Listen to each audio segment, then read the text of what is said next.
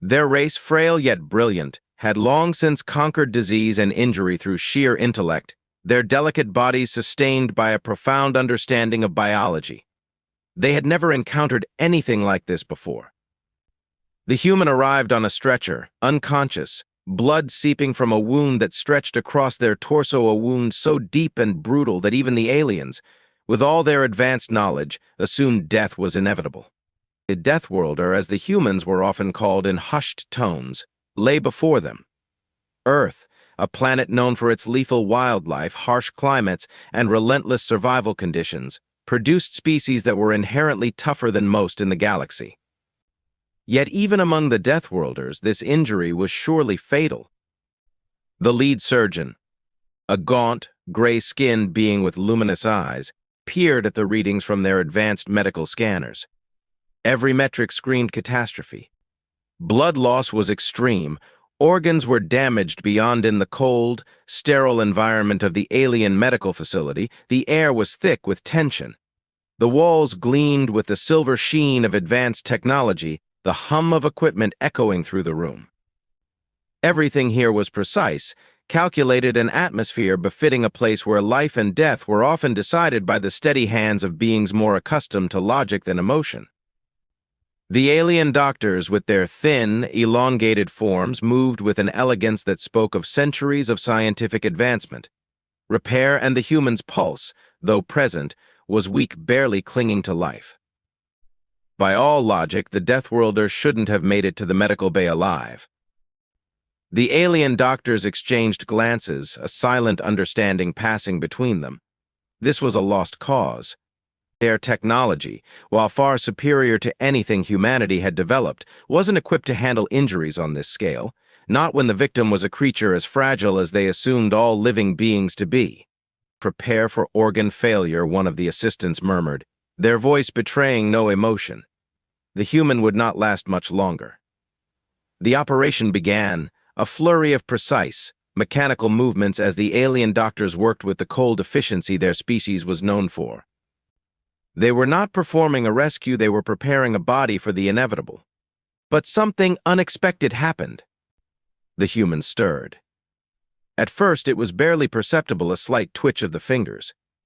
The doctors dismissed it, attributing it to the final death throes of a body shutting down. But then the twitching grew stronger. The patient's breathing, which had been shallow and weak, began to deepen. The beeping of the heart monitor, instead of growing erratic as expected, began to stabilize. The lead surgeon froze, eyes wide with disbelief. This was not how things were supposed to go. The alien team stopped, staring at the human in shock. They had seen beings come back from near death before, but never from wounds like these. The human's vital signs continued to improve. Blood pressure began to rise, the heart rate steadied, and before long the patient's eyes flickered open.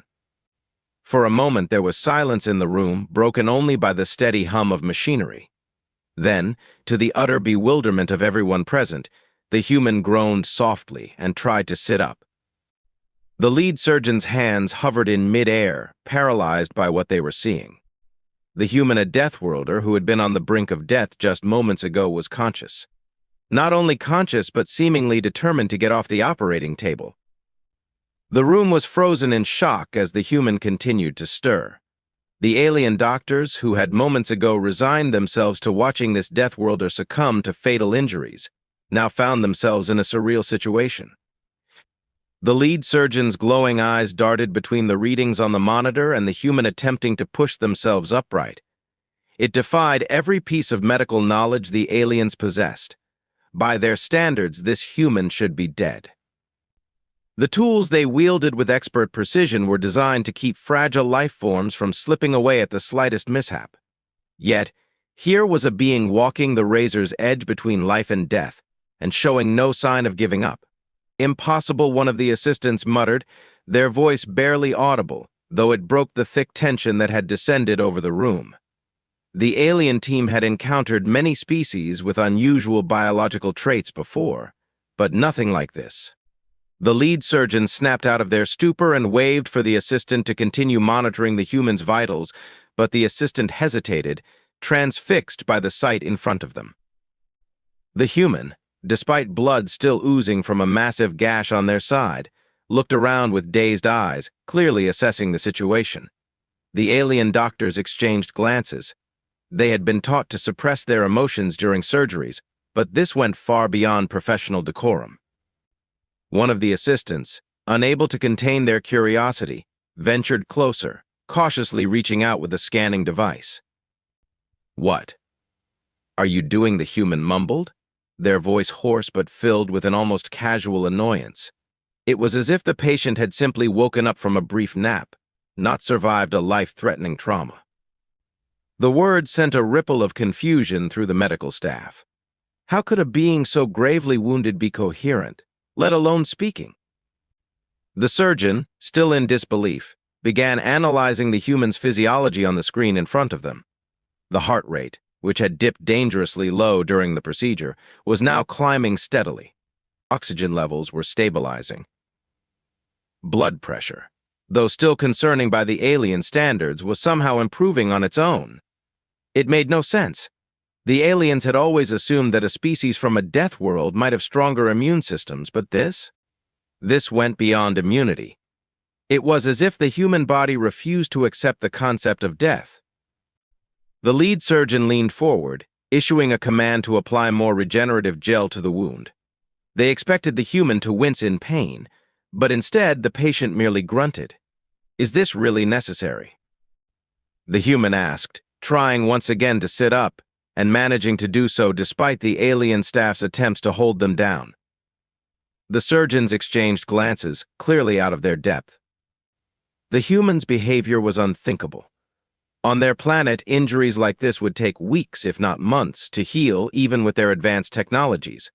But here was a human, moments away from death, casually brushing off what should have been their final moments. The assistant who had been scanning the human's wound gasped. Despite the severity of the injury, the scans showed rapid cellular regeneration far beyond anything seen in other species. "I don't understand," the assistant whispered, turning to the lead surgeon. "They should be in shock, at the very least." "No," the surgeon replied, staring at the human in wonder. "This is something else. This is beyond what we expected." The human, now sitting upright, took a deep breath, then looked around the room. Where are my clothes?" The alien doctors froze once more. Was this a joke? Had they been treating some kind of myth?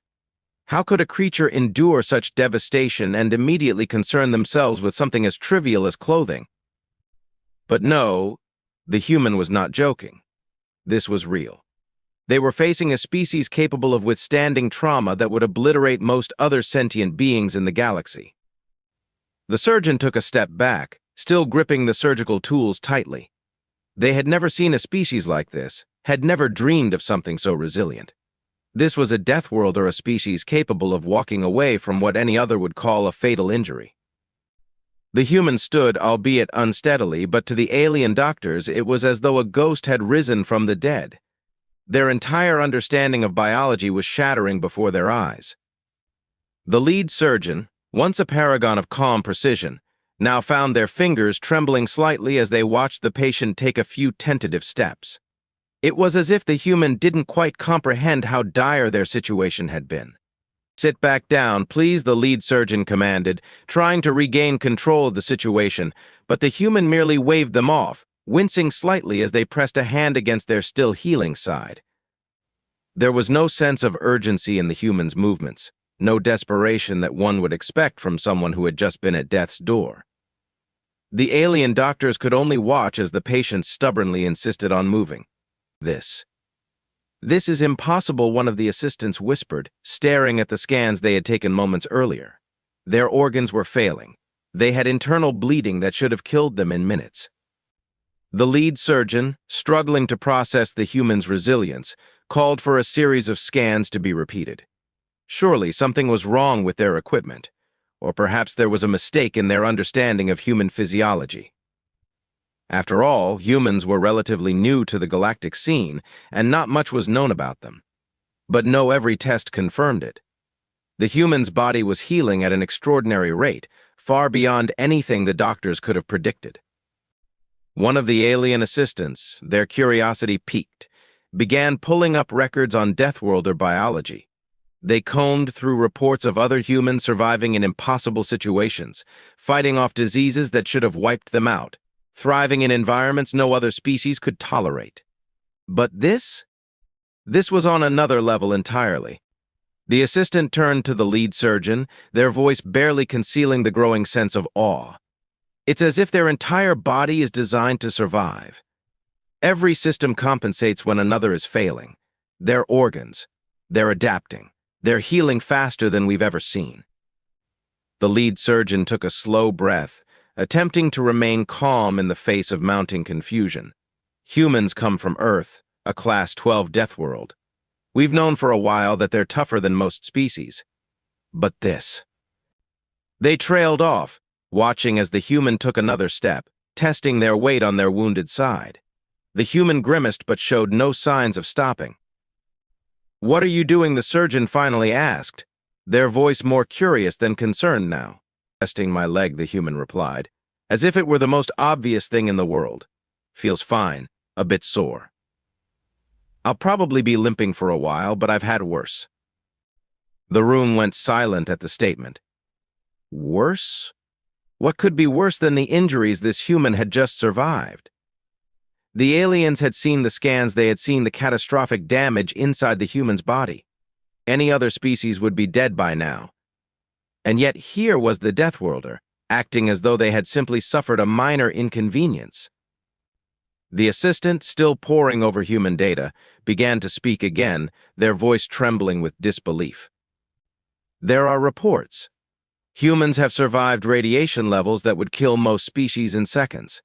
They've walked through fire, endured environmental conditions that no other species would dare approach. And their pain tolerance. It's almost as if they experience it differently."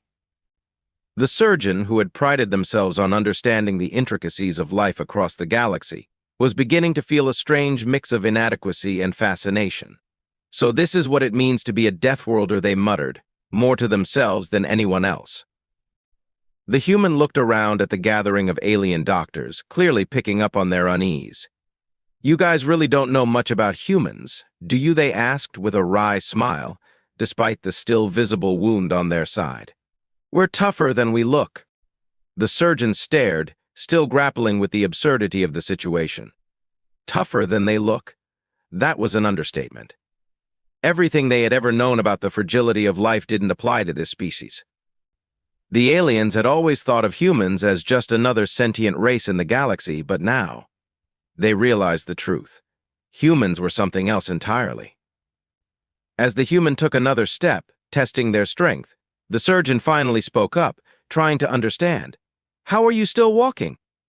By all our knowledge, you should be dead." The human chuckled softly, the sound causing more ripples of disbelief among the doctors. "Earth's a rough place. You learn to deal with a lot. This," they gestured to their wound. "This is just another day for us." The human's casual dismissal of their near-fatal injury left the alien doctors in stunned silence. As the patient continued to move around the room, testing their body's limits, the lead surgeon exchanged glances with the rest of the medical team. No one had the words to describe what they were witnessing. For the aliens, this was not just medical anomaly, it was a revelation. They had thought themselves masters of biology, beings capable of extending life beyond what was natural. And yet, here was a Deathworlder, defying every law of biology they had ever known. The human, still sore but visibly healing, approached the exit of the medical bay. "Thanks for patching me up," they said, offering a casual nod. It was almost as if the human was unaware of the sheer magnitude of what they had just survived. The surgeon, who had witnessed countless species fall to injuries far less severe, could hardly process the scene unfolding before them. They felt a strange mixture of awe and helplessness. They had saved countless lives in the past, but today they had been mere spectators to something far beyond their understanding. "Wait," the lead surgeon called out, stepping forward. The human turned back, eyebrow raised. You should not be walking. By all accounts, you should still be unconscious, recovering. How is this possible?" The human shrugged, as if the answer were obvious. "Earth is a tough place. You learn to survive. Our bodies just adapt, I guess. We've evolved to deal with all sorts of things, hostile environments, predators, injuries. We bounce back. They smiled, but the aliens saw it as something almost terrifying now, a smile of a species that could endure what no other could. The assistant who had been monitoring the human's vitals throughout the ordeal stepped closer, eyes wide with curiosity. Your body's regenerative capabilities, your pain tolerance. It's beyond anything we've encountered. We have never seen such resilience in any species. This could change everything we know about biology, about survival. The human waved off the praise. I wouldn't think too much about it. It's just what we do. They paused, looking thoughtful for a moment. But maybe don't sign up for a tour of Earth anytime soon. It's not exactly friendly. The lead surgeon's mind was racing. They had heard stories, of course, rumors of humans surviving where no other species could. Stories that had been dismissed as exaggeration, as myths told to inflate the egos of the Deathworlders. But now, standing in front of one who had just walked away from a mortal wound, they realized the truth. The rumors hadn't even scratched the surface. The human moved toward the door again, but before they could leave, the surgeon spoke once more, their voice laced with both awe and a newfound respect. You humans, you're more than we thought. To endure what you've endured, to survive as you have. I can see why they call your kind Deathworlders. The human paused at the doorway, turning back with a faint smile. We've earned the title with that. They stepped out of the medical bay, leaving the alien doctors in stunned silence. For a long time after the human left, no one spoke. The assistant, still clutching the medical scanner, finally broke the silence. What do we do now? Should we report this? Should we study them further? The lead surgeon stared at the doorway where the human had exited, still processing the encounter. No, they said quietly. We've seen enough. We don't need more reports or data to know one thing for certain: humans are not like the rest of us. They endure where we cannot. They survive what should be impossible. The assistant nodded, though still clearly shaken by what they had witnessed. It's unsettling, they admitted, to know that there's a species out there that can just walk off something like that. The surgeon turned back to the monitors, where the human's vitals had once been displayed, now blank. Unsettling, yes, they agreed, but also remarkable. As the team slowly began to clean up the remnants of the surgery, the memory of the human's resilience lingered in the sterile air of the medical bay. The alien doctors knew, deep down, that they had witnessed something extraordinary that day, something that would forever change how they viewed humans. They had thought themselves superior, their technology and intellect placing them above others. But the Deathworlders had shown them that strength did not always lie in advanced knowledge or delicate precision. Sometimes, true strength was in the ability to endure, to survive, and to keep going when all logic said you couldn't. And as the human walked away from their supposed death, the alien doctors knew one thing for sure: the galaxy would never look at humanity the same way again.